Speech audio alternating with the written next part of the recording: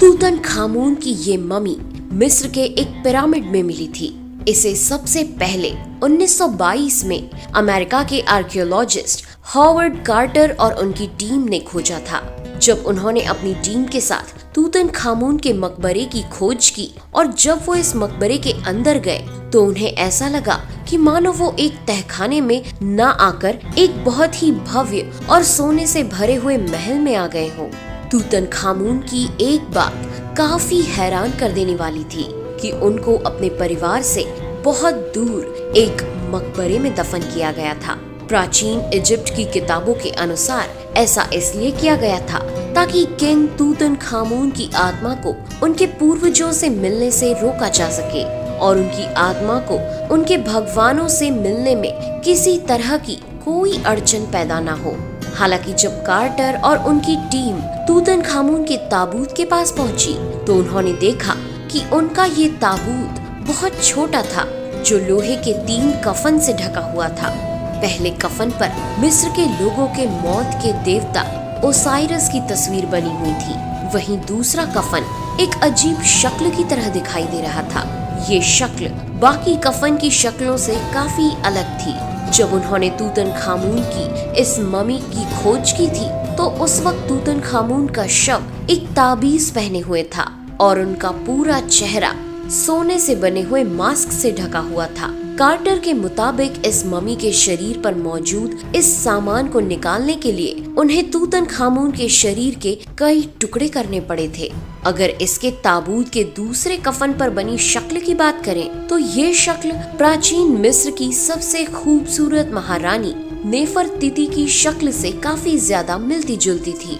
नेफरतिती के बारे में तूतनखामुन के मकबरे की दीवारों पर भी काफी कुछ लिखा हुआ था। इतिहासकारों का ऐसा मानना है कि नेफरतिती तूतनखामुन की मां थी।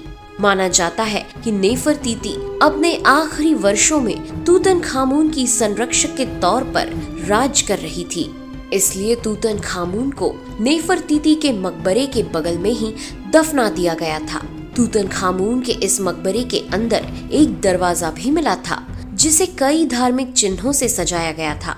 ऐसा माना जाता है कि इस दरवाजे के आसपास ही कहीं नेफरतिती की कब्र हो सकती है। एरिज़ोना यूनिवर्सिटी के शोधकर्ता डॉक्टर निकोलस रिव्स ने जब इस दीवार को हाई रेजोल्यूशन फोटो के साथ देखा तो वो चौंक पड़े। उन्होंने इस दीवार की फोटो में देखा कि मकबरे की इन दीवारों के प्लास्टर के पीछे एक और छिपा हुआ दरवाजा था जिसमें दावा किया गया कि तूतनखामुन के मकबरे के साथ ही नेफरतिती का मकबरा भी है। डॉक्टर रिव्स ने सबूत के साथ कहा है कि तूतनखामुन की कब्र के पास 2 गुप्त दरवाजे हैं।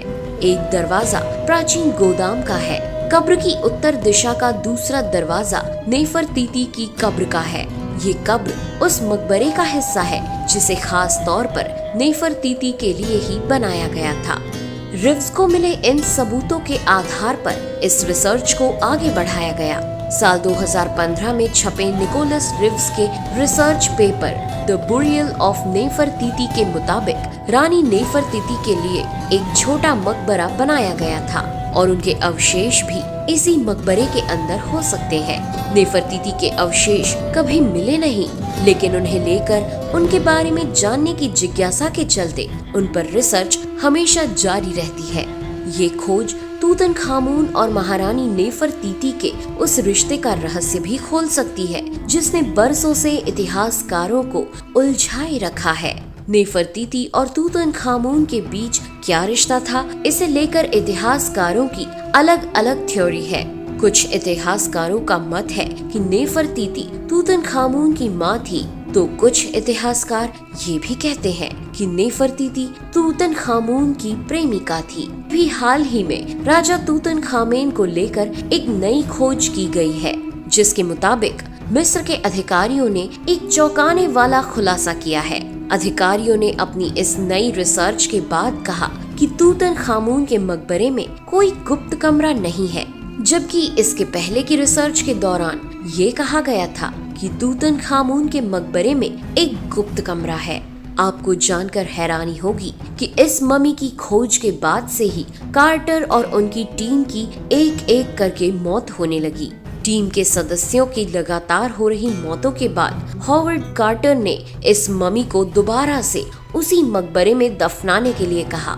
इसके कुछ समय बाद किसी रहस्यमयी बीमारी की वजह से हॉवर्ड कार्टर की भी मौत हो गई। लोग ऐसा कहते हैं कि कार्टर को शायद इस मम्मी के श्राप का एहसास हो गया था, लेकिन इसके बावजूद भी हॉवर्ड इस श्राप से बच नहीं पाए और उन्हें भी अपनी जान गंवानी पड़ी। अपनी टीम में सबसे आखिर में हॉवर्ड कार्टर की मौत हुई थी। ऐसे में दुनिया के सामने ये बात आ चुकी थी कि तूतनखामुन की मम्मी श्रापित है।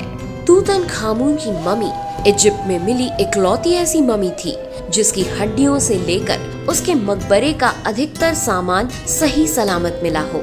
कार्टर के अलावा कई अन्य शोधकर्ताओं ने भी तूतनखामुन की इस मम्मी का अध्ययन करने की कोशिश की। कार्टर के बाद टंग कॉमन्स नाम के शोधकर्ता ने भी तूतनखामुन की मम्मी को लेकर रिसर्च की। अपनी इस रिसर्च के दौरान उन्होंने मकबरे की दीवारों और उसके आसपास के माहौल को समझने की कोशिश की। इस रिसर्च के दौरान उन्होंने पाया कि मकबरे के अंदर का माहौल बाहर के माहौल से काफी अलग था। आपको जानकर हैरानी होगी कि तूतनखामुन की कब्र के चारों तरफ भारी मात्रा में बेशकीमती खजाना दबा हुआ था, लेकिन साथ में एक चेतावनी भी लिखी हुई थी। उस चेतावनी के अनुसार जो कोई भी राजा तूतनखामुन की शांति को भंग करेगा उसे मौत का सामना करना पड़ेगा। लेकिन सोने की लालच में आकर लोगों ने इस चेतावनी को नजरअंदाज किया, जिसकी वजह से कई लोगों को अपनी जान से हाथ धोना पड़ा, जिनमें चार्ल्स और उनकी टीम भी शामिल थी। तूतनखामुन की मौत कैसे हुई, इसे लेकर तमाम बातें आपको इतिहास के पन्नों में पढ़ने को मिलती हैं। इतिहासकारों का मानना है कि तूतनखामुन की मौत तब ही हो गई थी जब वो सिर्फ 19 साल का था। फिलहाल आपको बता दें कि तूतनखामुन प्राचीन मिस्र के 28वें राजवंश के 11वें राजा थे। जब वो महज 9 साल के थे तब ही उन्हें राजगद्दी मिल गई थी। इतिहासकारों की माने तो तूतनखामुन की मौत मलेरिया जैसी किसी बीमारी की वजह से हुई थी। अब तक इनकी मौत को लेकर कोई ठोस सबूत नहीं मिल पाया है। इसके अलावा भी कई किस्से हैं जिन्हें तूतनखामुन की मौत से जोड़ा जाता है।